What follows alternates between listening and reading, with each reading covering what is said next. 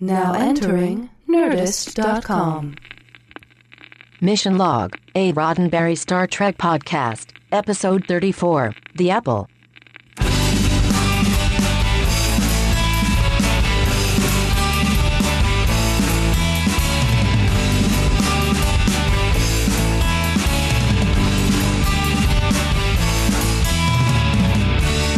By the will of Vaal, you are listening to Mission Log, a Roddenberry Star Trek podcast. I'm John Champion. And I'm Ken Ray. Vaal, by the way, he makes the ears here in the pod's pod. We like Vaal. Each week we take a look at we go into the belly of the beast, especially if that beast is thousands of years old and a machine, or a god, or who knows, maybe both, and find out what makes Star Trek tick. We're looking for the morals, the messages, the meanings, and we are sure glad to have you along for the ride. This week, we take a big, tasty bite of forbidden fruit. Going into the mission log, it's the apple. And by the way, if you're only listening to us and not watching us, although I don't know how you would watch us, Ken, in honor of this episode, is wearing a white wig and orange spray tan. Yeah, I've got the very strange sort of Oompa Loompa Elvis going. Mm-hmm. Yeah, they did. It was a very large headset of hair. It was a pompadour. It was a gigantic pompadour. If you've seen Rockadoodle. Right. Right. Then you have a little bit of an idea of what the people of Vaal look like. The people of Vaal, by the way, you know, Vaal makes the sun shine. He makes the bees bee. And he makes the pods pod, apparently. He makes the pods pod. Yeah, he puts the fruit on the trees and the rain in the sky and he causes the rocks to explode for whatever reason. Yeah, that's good thinking. Yeah. Well, before we get into our deep and meaningful discussion of the apple, Ken, I'm chomping at the bit here, or champing at the bit, depending on how you want to phrase that, to drop a little trivia on you. Okay. Hey, you know, lay that soul down, brother. Here we go. All right. Well, the first thing I have to mention, we'll get to soul. We'll get to soul. Right. The first thing I have to mention is that this is the first indication in Star Trek that the Enterprise can kind of come apart in space. It can drop its nacelles. You can whip around the rest of the Enterprise just with its impulse engines. That's kind of cool. Now, apparently they were planning to actually show a separation in this episode, but just couldn't afford it. You know, the model was not built that way. So we had to wait, of course, until next gen to be able to see an Enterprise come apart. Yeah. But I think that's kind of cool that they had planned that out, you know, that idea that the Enterprise would have that ability. It was interesting to hear it said. I'm wondering why in later, like in the movies, why they didn't do that. Right. I mean, when they could. You know, that might have been a good way to get away from Khan, or a good way to get away from the Klingons in Star Trek 3. Oh, good idea. You know, I mean, there might have been some way, if you can take the ship apart without destroying the ship, maybe try that. You know, like they do in Next Gen, as you say, although they actually end up destroying the ship in Next Gen as well. I want to mention a couple of actors here who are guest starring in this episode. First of all, Keith Andes, who plays Akuta in this. He's sort of the lead of the people of Vaal. Now, like we said, everybody's covered up in an orange spray tan and the giant white wig, and he's got great presence, and he's got this kind of like Peter Graves voice almost. And at first I had this flash of, wait, that's not Peter Graves. No, it's Keith Andes, who had actually a pretty full career in Hollywood, and he actually co-starred with Marilyn Monroe in a movie called Clash by Night, and he was also in the movie Tora Tora Tora, and in the late 70s he was a guest star in an episode of Buck Rogers, the one with Gil Gerard. Yeah, so. I can't believe. I mean, that's nice. That's great. But you are holding up either Starsky and or Hutch.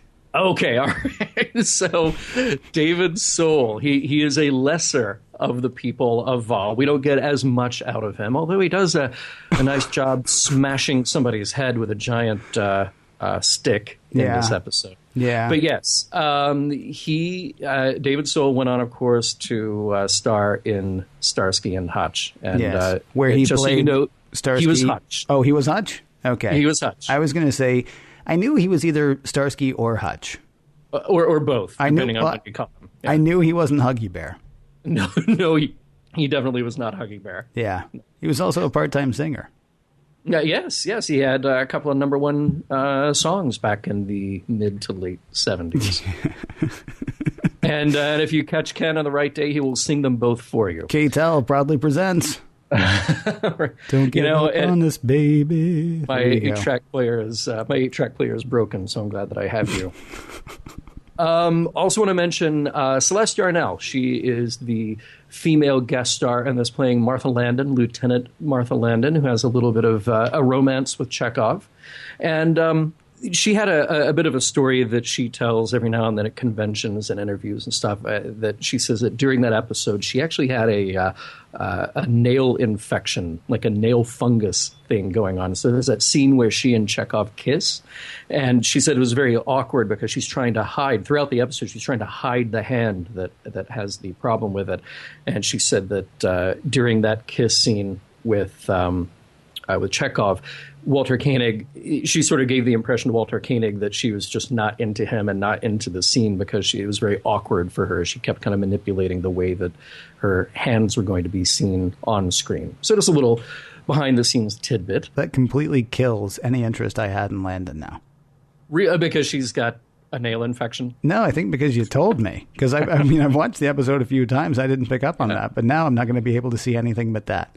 Well, yeah, exactly. Awesome, thanks. That's all you'll be thinking about. Thanks. That's really wonderful. Okay.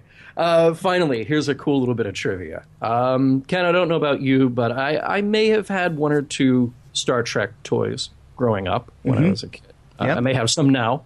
I'm not going to reveal for sure. But there's one Star Trek toy that is kind of like the holy grail of the mid-70s Mego line of action figures and play sets and all that stuff.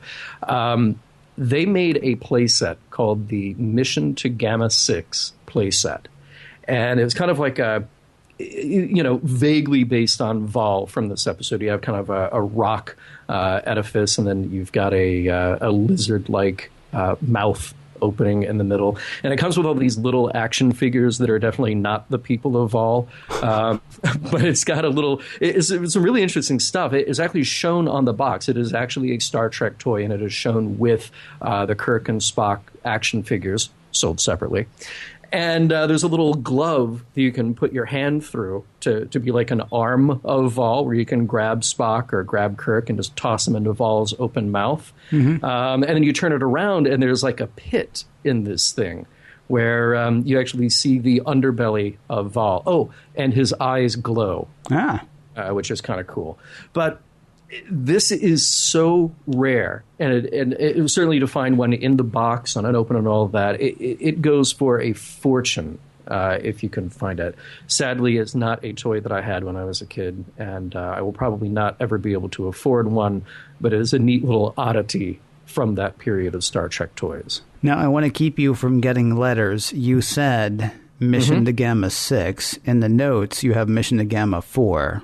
Oh, that was my bad. That was my not typing the Roman numerals correctly. Okay, so it is Mission to Gamma 6. It is Mission to Gamma 6. Yeah, that is correct. Okay, I'm going to change it in the notes right now. Well, you can if you want to. I'm just thinking, I just wanted to make sure you weren't going to get any bad letters. So now, if you want to write to John, just write to him and say, hey.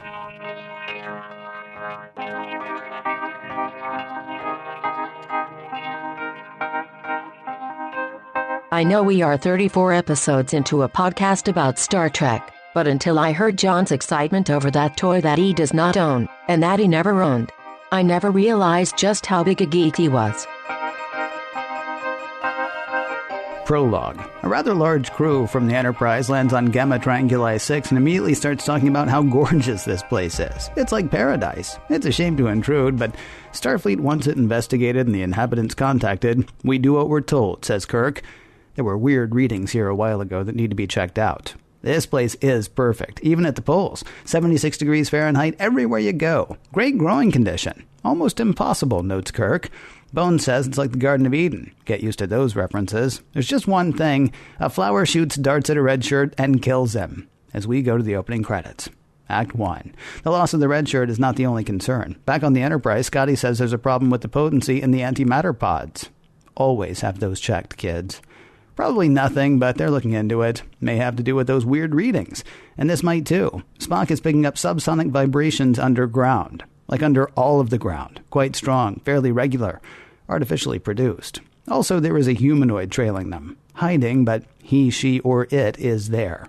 By the way, that hot blonde in the landing party, that's Lieutenant Landon. And she's with Chekhov. She's worried about the dead red shirt, the poisonous plant, whatever's following them. Look, she's just worried, okay? Chekhov says if she must worry about something, worry about him. They start to smooch, but Kirk tells him to knock it off. On their way to the village, Spock finds an exploding rock. Luckily, though, it only explodes when you throw it or step on it, as another red shirt will find out in a bit. Not when you just pick it up, turn it over, and break it. So that's good news for Spock. He says these rocks could be a considerable source of power. On the Enterprise, the antimatter pods have gone from slightly concerning to completely inert.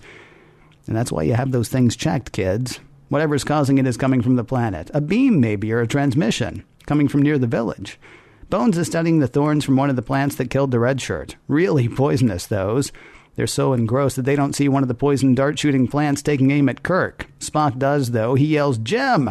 Shoves Kirk out of the way and gets a chest full of poison darts. They need to get Spock back to the ship, which is an issue. The Enterprise is inexplicably unable to beam up the landing party. Act 2. Hey, Spock's fine, and Kirk's mad at him. Could have got himself killed. Poison thorns don't work anymore, so the planet conjures up an electrical storm. Outright kills a red shirt. Tries to strike the rest of the party, but to no avail. Kirk hears from the advance team sent to check out the village. Totally primitive. Then the radio craps out. Kirk and company press on to the village. A freaked-out advance man comes running back toward them saying, "It's over there! I never saw anything like it!" Then he steps on an exploding rock, which explodes. He's pretty much dead. That's a lot of dead red shirts for one episode, and Kirk is seriously blaming himself. McCoy and Spock say there's nothing Kirk could have done, though he says they should have beamed out at the first sign of trouble. This mission wasn't that important. Spock says the thing trailing them is back. Kirk decides to catch it. With the distraction created, Kirk gets the drop on it. It's a big blonde guy, pompadour, skin like an Oompa Loompa, with a couple of tribal markings on his face. This is what they all look like. Very blonde, far too tan, otherwise perfect physical specimen of what looks to be humanity. This one's name is Akuda. He is the eyes of Vaal. You know Vaal. He is everything. He causes the rains to fall and the sun to shine. All good comes from Vaal. And Akuda is the leader of the feeders of Vaal. Kirk would like to speak to Vaal, though Akuda says he's the only one that can do that. He is the eyes and voice of Vaal. It is Vaal's wish. Spock figures that must be via the antenna sticking out of Akuda's head. Oh, those were given to Akuda during the dim time, so people could hear Vaal and do what he says. Now let's go meet the feeders. Scotty calls down to Kirk. Something has grabbed the ship from the planet's surface. It's trying to drag it down. In the current state of disrepair, they've got 16 hours before their orbit decays and the ship breaks up. So he'll get to work on making that not happen. Now they get to Vaal. Turns out he's a giant papier-mâché reptile head. I'm sorry, he's stone. Steps lead into his mouth and his eyes are glowing. Smoke or steam or something emanates from his gaping man-sized maw. And that's something to think about as we go to commercial. Act 3. Spock is impressed with Vaal. Well made. Wicked old, though this is not the center of the thing. This is just an access point. Also, it's got a force field, which Spock walks straight into. He's fine, though. Kirk would like to speak to Vaal, but Akuda says Vaal is sleeping. When he eats, which will be soon, Vaal may speak to them then. In the meantime, come back to the village. If you're hungry, you can eat. If you're tired, you can rest. The people of Vaal greet the landing party. Kirk wants to know where the children are. Akuda doesn't know what children are. Oh, you mean replacements?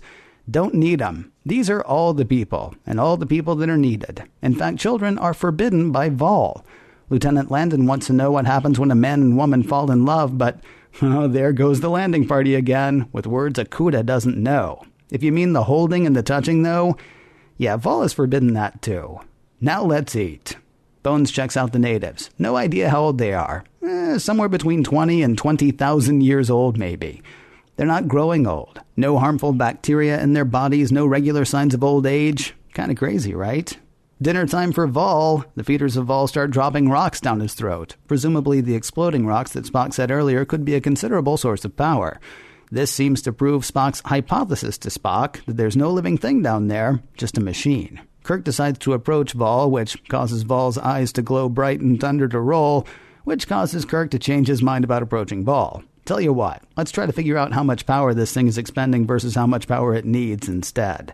Spock and McCoy have an argument about the relationship between Vaal and the feeders of Vaal. Spock sees it as a marvelous example of reciprocity, while Bones sees it as slavery. There's been no change or progress here in 10,000 years. This isn't life, it's stagnation.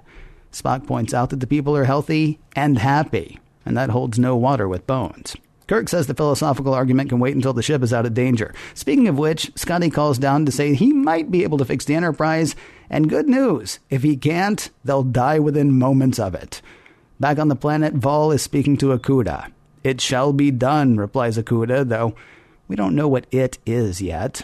Outside the village, Chekhov and the lovely Landon have snuck off to fool around. The touching and the holding. A couple of the feeders of Vaal see this and become curious, and they start with the touching and the holding. This angers Vaal. Akuda says what Vaal said was true. The strangers are a danger. Get the men together. I need to talk to them. Now we find out what Vaal instructed. The away team has to die. Just hit them on the heads with big sticks. Like I'm going to do with this melon. Gets messy. Act 4. Spock is still bothered by the plan of action. This is a viable society. Kirk's with Bones, though. They don't create. They don't produce. They don't even think. They exist to service a machine. Spock says if they do what they're going to do, they'll be in direct violation of the non-interference directive. Kirk disagrees, saying these people should have the opportunity of choice. We owe it to them to interfere. Spock isn't sure Starfleet Command would agree, but Kirk says he'll take his chances. The people of Vaal, by the way, they're gone. Kirk and Spock go to talk to Vaal. This angers Vaal, who calls down the thunder and the lightning. Spock is hit, but he'll be okay. Back at the village, the people of Vaal come to kill. One red shirt buys it, but the rest take down the people of Vaal, who are then put in a hut. Spock pokes at Bones. Look, the people of Vaal have learned to kill. Well on their way to being human. Scotty, meanwhile, has been working away at getting the Enterprise out of orbit. With 12 minutes left, they try it and pull away a tiny bit. They've gained an hour, but that's it. Kirk goes back to blaming himself. Dinner time for Vaal, though the landing party will not let them go feed him. Now's their chance. Kirk orders Scotty to fire on Vaal. They'll not be able to penetrate the force field, but that's not a big deal. Kirk and Spock think Vaal's holding on to the Enterprise, plus having to reinforce its force field once the Enterprise starts firing, minus its crunchy energy rocks, will weaken it to the point that they'll be able to talk to it, learn about it, get it to reason. I'm kidding, they're going to kill it. Which they do. The good news, the Enterprise is free. The bad news, the people of Vaal got nothing now. It was Vaal who cared for us. Kirk assures them, you'll learn to care for yourselves. With our help. You'll learn to think for yourselves, build for yourselves, and work for yourselves. And what you create is yours. That's what we call freedom. You'll like it. A lot. Plus, you're going to start doing it and having kids. They have no idea what he's talking about, but they laugh anyway. Back aboard the Enterprise, Spock is still not 100% convinced that what they did was right. We've kind of given the Adams and Eves that were the people of Vaal the apple, the knowledge of good and evil. We forced them out of the Garden of Eden. Kirk jokes that it sounds like Spock is casting Kirk as Satan. Kirk points out that Spock looks like Satan. The end. Two things here, Ken. Yeah. First of all, if they're... first of all... Look at you. Go ahead. I'm sorry. Right. That wasn't even one of the things. That was like a bonus thing. That was a bonus thing. All right, that was thing number 1.5. 1A. All right. Okay. Yeah, 1A, yeah. If there are plants on a planet, Spock does not get to beam down. Because there's spores, there's this thing that shoots deadly little darts. I mean, he's lucky that in the cage, when he was so giddy about the music-making plants, that one of those didn't turn around and kill him. It's very true. Yeah, that it didn't go hypersonic and just boil his brain out of his head. Exactly. So that's thing number one. Thing number two, they need to get the Enterprise back to dry dock, and they need to put a button in that prevents the Enterprise from a decaying orbit. Because apparently this is an ongoing thing. The whole Enterprise is buttons to prevent decaying orbit. Well, apparently none of them work. Wow. Because every other episode you get a decaying orbit. I mean, this thing is made to be in space and go to planets, and yet gravity apparently seems to be a huge problem for the Enterprise. Dude, gravity will bring you down. Oh. Sorry. Yeah. That was a friend's song, actually. You know how I speak in song a lot of time. Mm-hmm. Sadly, that's a song that most people don't know because it was a friend of mine who... Anyway. That guy's going to be a hit right now, though. Please continue.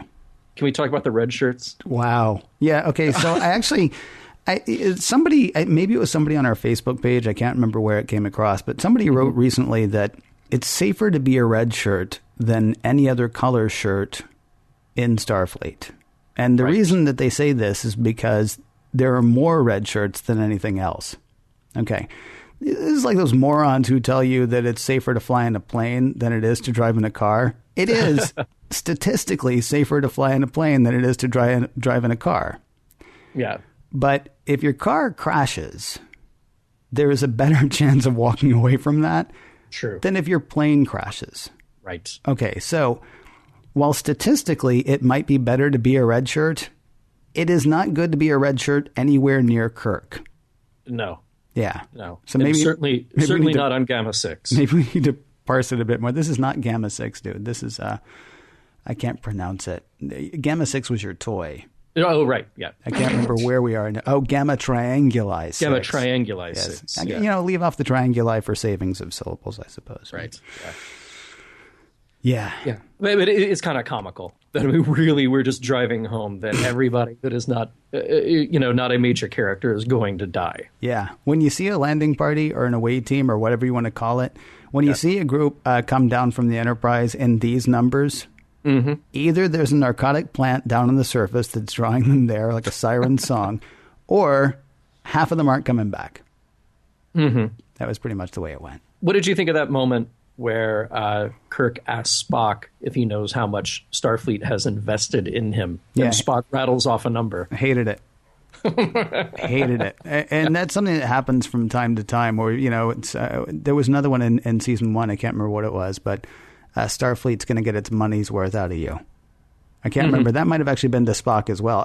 Maybe Spock just cost so much that they had to reinvent money. Right. Just so they could figure out how much they were pouring into this, Vulcan, well, half Vulcan. It was kind of charming, though, that even after all that good training, he totally gets stumped by the birds and the bees speech. Yeah. I left the birds and the bees speech out for time. It was kind of, it bothered me. Yeah.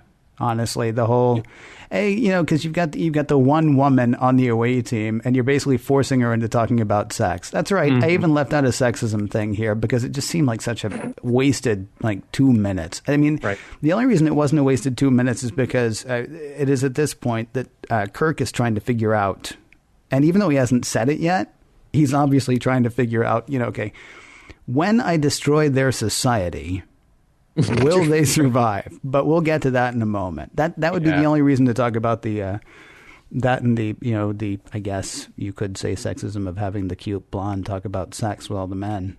Right. Yeah. Everybody's getting a little embarrassed by it. Boy, not Chekhov though. Man alive. No. Wow. He has gone from gangly, kind of cute, maybe teen heartthrob to she's with me. I mean, he's like all kinds of handsy. Well, the wig comes off and he's ready to go. Now this is the first episode where he's got his own hair, and now he's just he's cutting loose. So now he's ready for action. Now he is ready, and he doesn't. It does not matter if people are dropping around him left and right. No.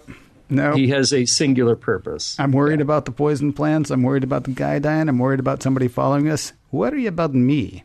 Yeah. I mean, that was a quote. That is a quote. If you have to worry about something, worry about me. Wow. I know. Yeah. Maybe I should have left sexism talk in for this episode, but I left it out. One thing that I do really like here is the interplay between Scotty and Kirk. Every time they get on the communicator and Scotty gives them an update. First of all, it's nice to see Scotty in command. Yep. I think we get a lot more good quality Scotty stuff in this episode than really we've gotten up until now in the whole run. Yeah. So I really liked that. And there's one bit kind of early on where Scotty is describing what dire straits they're in. And by the way, it's not a music reference, Ken. I'm stopping you there. And he says, you'll have to fire me. And Kirk says, yeah, I'm going to fire you, blah, blah, blah. And the thing that I liked about that scene is that it's one of those rare moments in Star Trek where the two actors are playing the subtext. It's a serious thing. They're going to die. Right.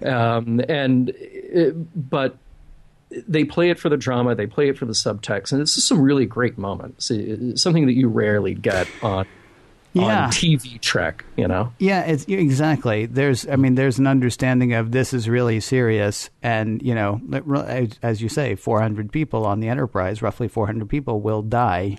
Yeah, and Scotty has already said that, and he's like, so if I can't fix this, yeah, you're gonna have to fire me. It's cute. Yeah. I mean, it's a serious moment, but it's Star Trek not taking itself so seriously, or them not, I can't think of the right words for it, but yeah, it's cute. I guess it's cute would be the way to say that. Yeah. Hey, our producer, remember him, Rod? Oh, yeah. Yeah. He pointed out a parallel here to The Time Machine, the H.G. Wells classic, of course.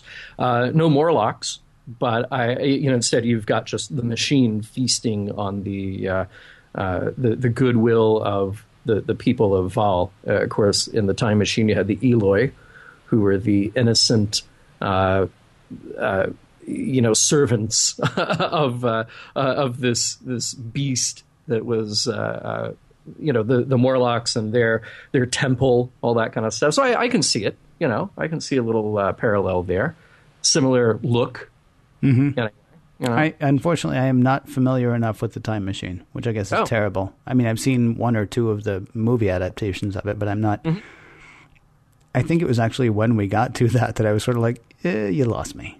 Oh, well, excellent book, but then the George Powell movie from the early 60s, I believe, that's kind of the look that I'm thinking of that applies to this, to the good people of Vaal.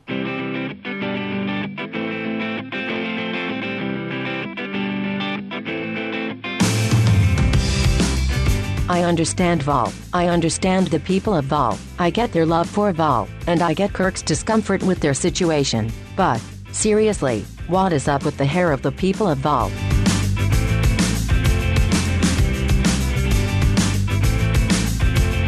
Well, John, part of me is tempted to say, not unlike we said, I guess, last week, or the week before, we've kind of seen this episode done a couple of times, a couple of ways. There's certainly an element of Return of the Archons to this episode. Oh, yeah. And there's very much Return to, This Side of Paradise. Yes. In this episode. Why don't you begin? Well, yeah, it is very familiar territory. For two different reasons here. When you're talking about Return of the Archons, I like the idea that, again, Spock's the one who brings up the Prime Directive, and Kirk is like, no. Just wad it up, toss it out the window. So we're already familiar with that. And he also does that in Taste of Armageddon. We actually haven't identified the Prime Directive as the Prime Directive yet, though, have we? I mean, we've come close to calling it a Prime Directive, but he called it the Non-Interference Directive. Yeah, but we actually introduced the term Prime Directive in Return of the Archons. But here we actually describe it as a non-interference clause. But we never say that it's the Prime Directive. That's what I'm saying. It hasn't really been codified yet. It's sort of like, and this was something that you pointed out in some episode, I mean, like one of the first episodes that we recorded, I think, but we had Captain's Log Supplementary in this episode. Really? Mm-hmm. We're going to go back and do that now? All right. Right. Other thing for the Captain's Log later in the show. Stick around. Yep. And then, of course, This Side of Paradise, where that is familiar territory for you. The idea that these people they're happy.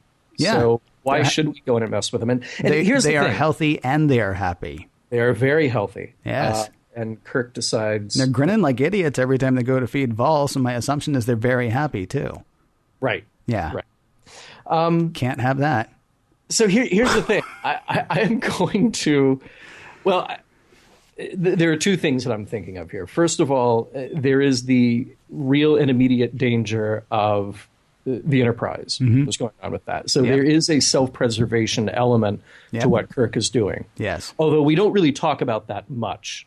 We keep that separate from their argument while they're on the planet. Kirk's just like, they need to be free. They need to do this, And I think I'm going to surprise you here by preemptively probably agreeing with what you're thinking. Kirk decides for this alien race right away how they should be living. We know nothing about these people except that they serve Vaal, that they're healthy, and they're happy. Right. My argument, which would be different for this side of paradise, those are human beings. Those are human beings from Earth who got infected by this alien spore against their will. And there is an element of choice there that I would say, okay, well, once they're aware of the effect that it was having, of course, Sandoval was distraught at the idea that he had wasted all this time. But hey, if you want to stay there, if you want life with the spores, go right ahead. But you should have that element of choice. This is an alien race we're dealing with. The only resemblance that they have to us that we know about is just their physiology. They got two eyes, 2 arms, 2 legs. We know nothing about them. We know nothing about their development or their ability to do anything. And Kirk just says pretty much what he does at the end of Return of the Archons is like, yep, you guys got to get new jobs now. See ya. Yep. I bring you Bibles and pants. Again, it's the same. I mean, it's the same sort of thing. Sure, you've been here, you've been happy, you've been healthy, but you're not making stuff, you know? You're not building things and worrying. Yeah. So please, let that happen for you. There's an argument that Kirk makes saying that these people deserve choice. Mm-hmm. They're not going to get it. They don't get choice. He says they deserve choice. His view is right now they have no choice because they're just serving Vaal, and that's all they can do. Okay, now I'll grant you he's kind of right there, except he is not going to, when this whole thing is over, he is not going to give them the choice. Okay, do you want to keep serving Vaal, or do you want to, maybe build stuff, maybe start making babies? There's all kinds of things you could do. Yeah. Let me leave that choice to you, except for the part where you can go back and live the way you were living before I got here. Right. I agree. I actually do agree with you on this, because it would have been a different thing if that choice had been available to them. If they all got together and said, you know what, we kind of like the way things were going with Vaal. Mm-hmm. Okay. Well, I hope you can repair him then, because that kind of messed him up a little bit. Yeah. Yeah. Why don't you throw a bunch of those energy rocks down there and see if that does anything? No? Yeah. Right. It's kind of like the thing with Khan. If we come back in 20 years, how are they going to be doing? Well, they're going to be dead. I mean... Well, they probably are. Because here's the other thing. I mean, at least with the Return of the Archons, you can say, well, you got a whole planet of people. So, that, it's going to work out. When they get to the village... It's about 20 people. Right. Yeah. And Kirk says, where's everybody else? And is nobody else? What are you talking about? There's 20 of us. How many people does it take to feed Vaal, for crying out loud? We don't need more people. Somebody wrote to us recently, and I cannot remember who, and I cannot remember where, and I can't remember exactly what they said. And so for all of those things, I apologize. It's almost like nobody wrote to us, except the question that was put to us was, and I can't remember if it was Landru or Nomad, but the question was, could they be the precursor to the Borg? Kirk is the precursor to the Borg. Resistance is futile. You will be assimilated if Kirk disagrees with the way you live your life, because that is the only hope now for these people. They pretty much have to be picked up by Starfleet and taken someplace else where they can meet and marry others, or maybe their kids do, because there are 20 of them. Your two options here are a planet full of inbred individuals over the course of thousands of years. Right. Or, let's just, go live someplace else. Or maybe we can turn this, maybe this could be like the new Rigel, whichever one is the pleasure planet that people go to for vacation. Right. Because, otherwise there is absolutely no hope for these people. Just, sailed in and killed them on basically, nothing other than, the repugnance that Bones actually found. Because you said Kirk decides immediately. It's Bones that decides immediately. Kirk decides over a commercial break, apparently, because his first thought is, we got to get our ship out of danger. And then his second thought is, no, they're not making anything. They're not doing anything. Yeah. And his gigantic, we call it freedom, and you'll love it a lot. That was actually, that too was a quote, or you'll like it a lot. That also was a quote, which was crazy. Now, and forgive me because I don't have written notes because every time I tried to write about it, it made my head hurt a little bit. Mm-hmm. There are a number of things here. I mean, this could very much be an anti-communist piece, right? Yeah. Don't think alike. Don't. Yeah. Right. Yeah. Oh, somebody else is. Somebody's giving you food, but you're not working for it. Somebody else is making sure that you're, clothed, but you can't choose really as much as you want to. You're taken care of, but you're not really allowed to, do what you want to do. Right. This could be looked at as very much a pro-West, pro-capitalism, pro-America, which there's nothing wrong with any of those things inherently. Mm-hmm. It's not exactly that, though, because you're you've set up a certain set of parameters around the people of Vaal that there's no reason, there's absolutely no reason to preach against what they have. But I guess if you're going to look at them as, metaphor, then you could say, okay, well, this is anti that. Well, that's kind of where I was going to go with it. I mean, there are a lot of unknowns here. So we don't know how long Vaal has been there. We don't know how long this relationship has existed. We don't know who built Vaal and for what purpose. So all these things we have no idea. And more importantly, we don't know what the people of Vaal were like before Vaal was there.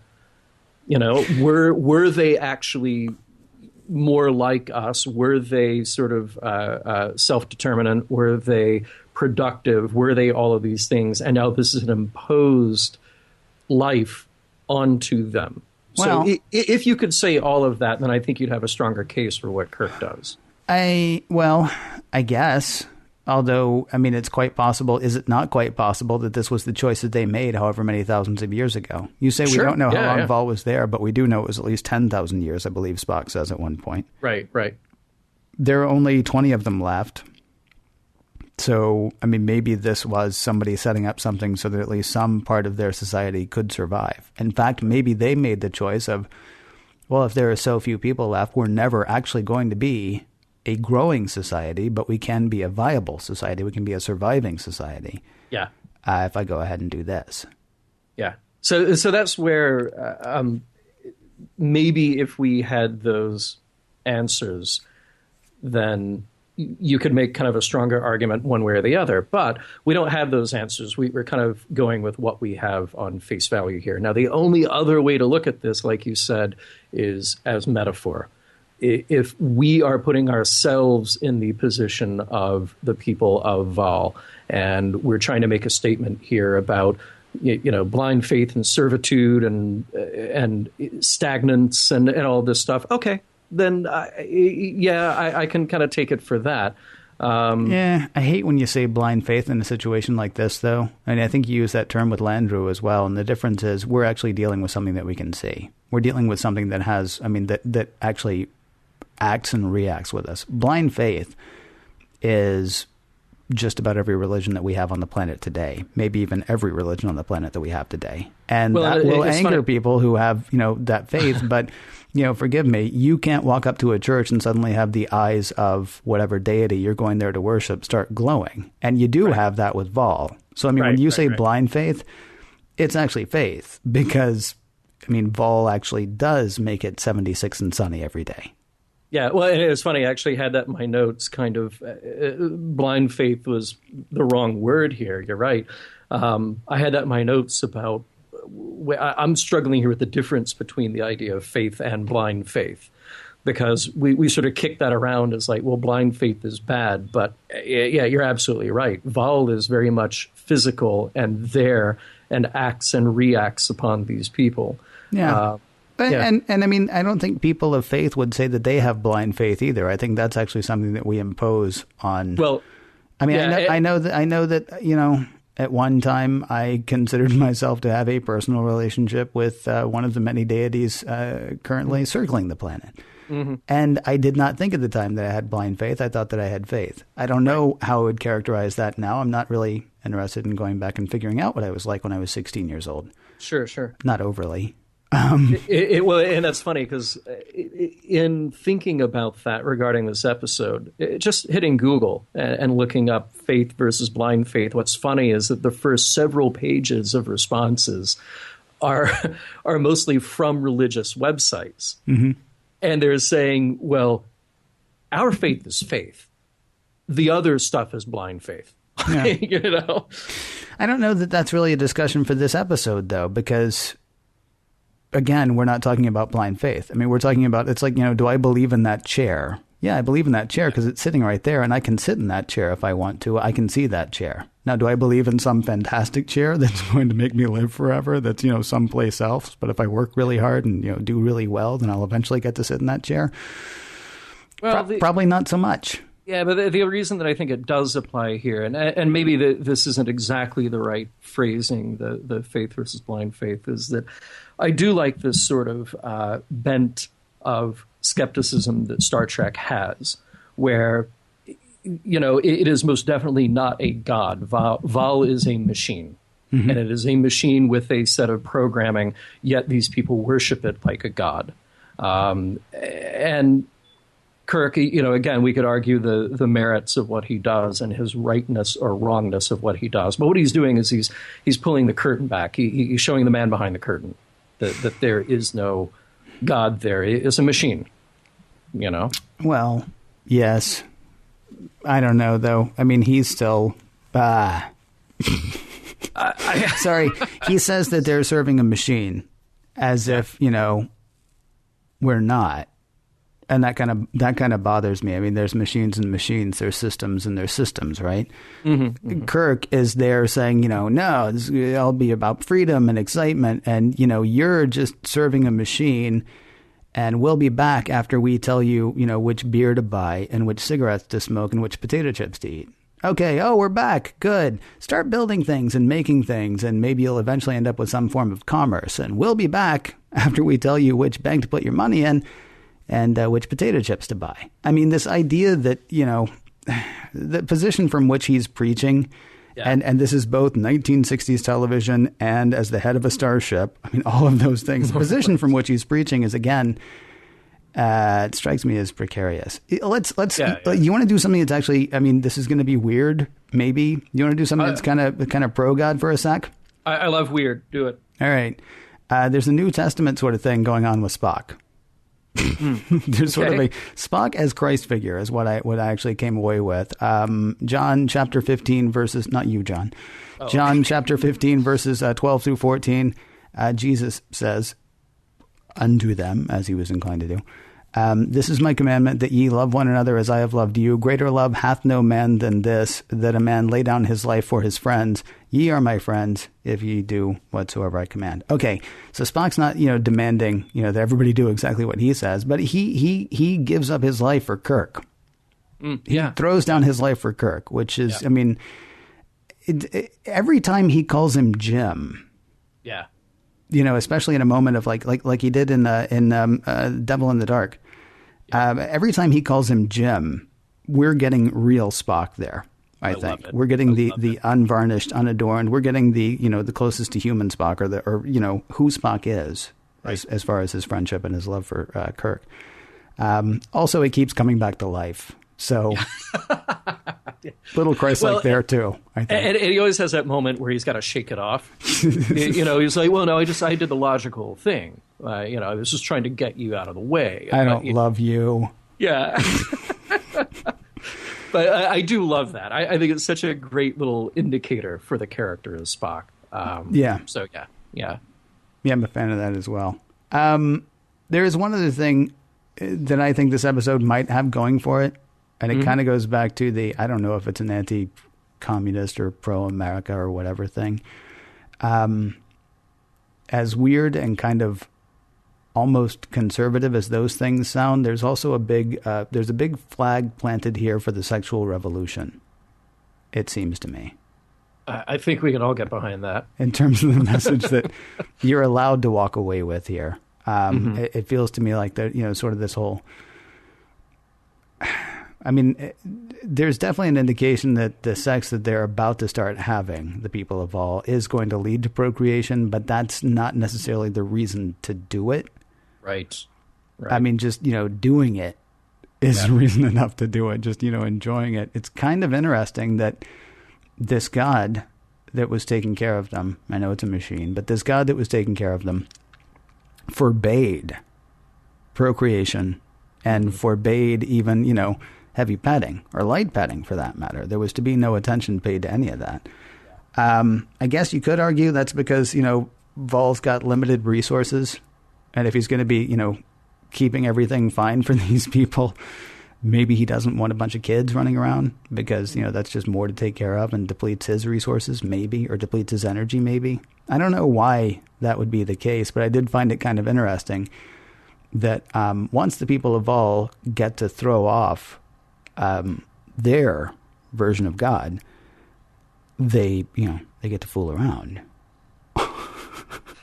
which is kind of weird. Yeah. Now, of course, they do also get disease and age.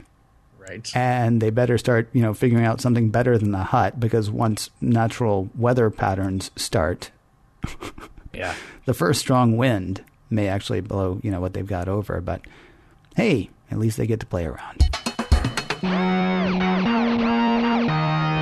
I have an idea for a t-shirt. On the front it would say, "Kirk is coming, look productive." And on the back it would say, "Or he will irreparably damage your way of life and everything in which you believe."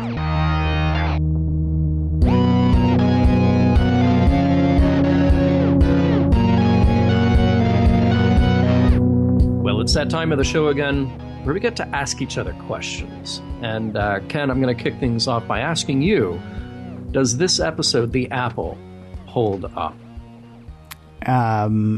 Message-wise or as a production? As a production. As a production, it's a papier-mâché snake that they are praying to. It's a big one, and, but it's not... I mean, there are weird things about it. I mean, the pompadour, the orange skin. Yeah. It holds up well enough. I mean, again, if you put yourself back in 1960, whatever... Then I mean, going into it knowing that, that's fine. I mean, they were a little heavy-handed with how beautiful the place was, because it really wasn't, and I'm pretty sure that's why they had to keep saying it. Right. Because it really wasn't that pretty. The sky was red, and there were a bunch of fake plants, and that's. So they had to keep saying over and over again, "Oh, it's very pretty. It's very pretty. It's very pretty." I kind of wish they had gone back to Spin and Marty's Ranch, where they filmed. Shore Leave. Thank you. Where they filmed that one, because that was actually pretty. Yeah. Harder to control, I guess, things like lighting and sound and stuff like that. Right. When you go outside. The acting is fine. The acting is actually good. I like the arguments between Spock and McCoy, because they reminded me of the arguments that we had for This Side of Paradise. Right. So, I mean, they treat the subject matter really well.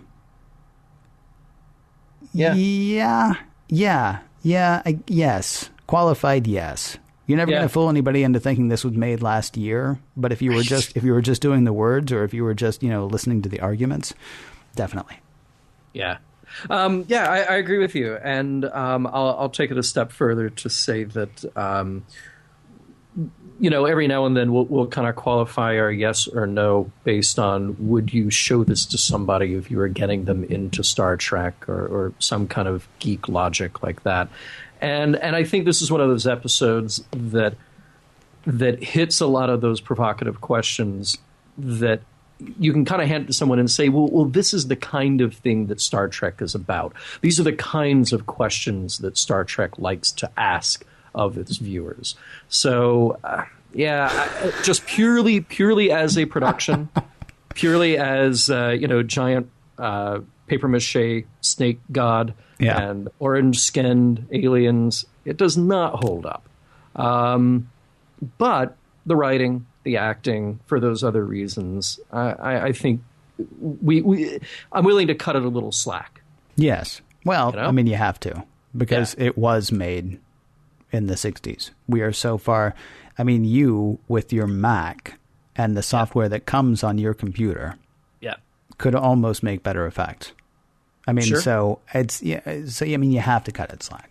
Yeah. As far as that goes. And once you do that, then yes, this episode holds up. Now, I don't agree, obviously. I don't agree with the message. I actually feel vindicated. I feel like this episode vindicates me on This Side of Paradise, because in This Side of Paradise, we had drugged up Spock.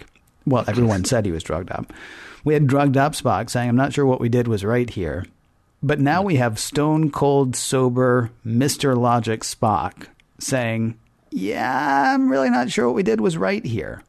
Yeah. So I don't know. I mean, if there's a message to this episode, I disagree with it. So does the message hold up? No, but I do like the fact that they at least that Spock was maybe given a bit more credence in his arguments. Now, I will say, McCarthy much?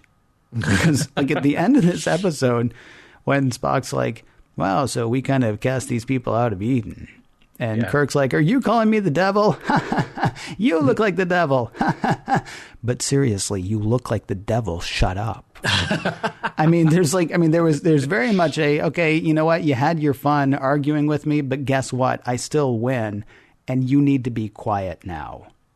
Was kind of the feeling I got at the end of the episode. Might makes right kind of thing. Well, it's sort of like count the braids, you know? I mean, that was pretty much it. In the end, I mean, it's going to be Kirk's way or the interstellar bypass way. Yeah.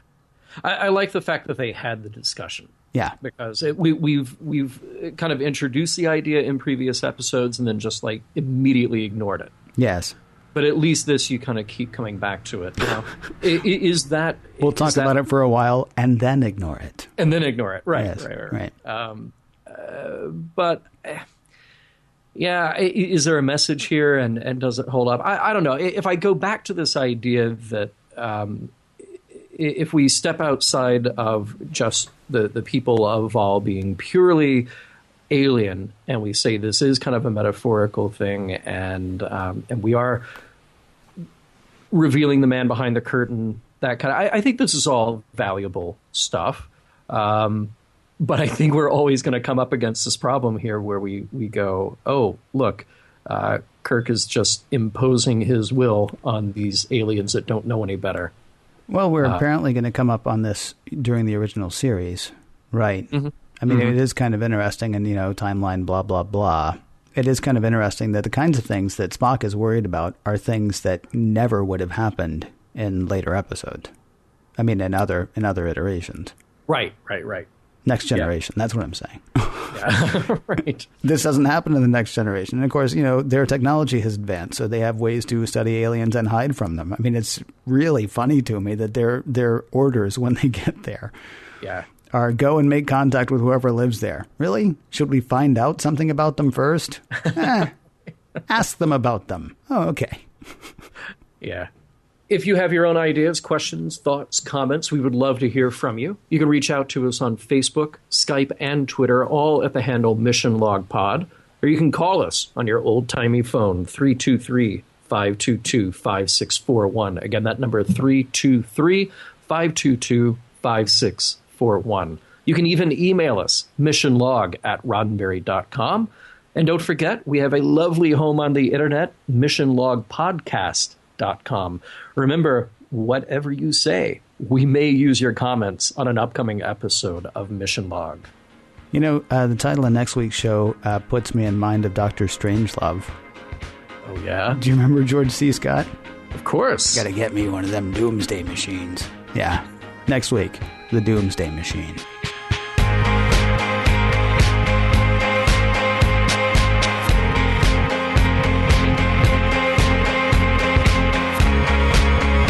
Some of the music for the Mission Log provided by Warp 11, online at warp11.com, and from the album Messages by Key Theory, free to download at kitheory.com.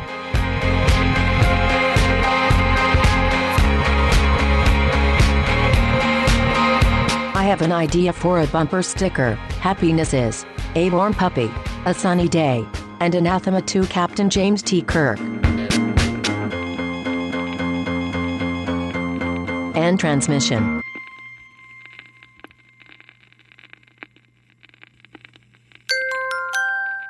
Now leaving Nerdist.com.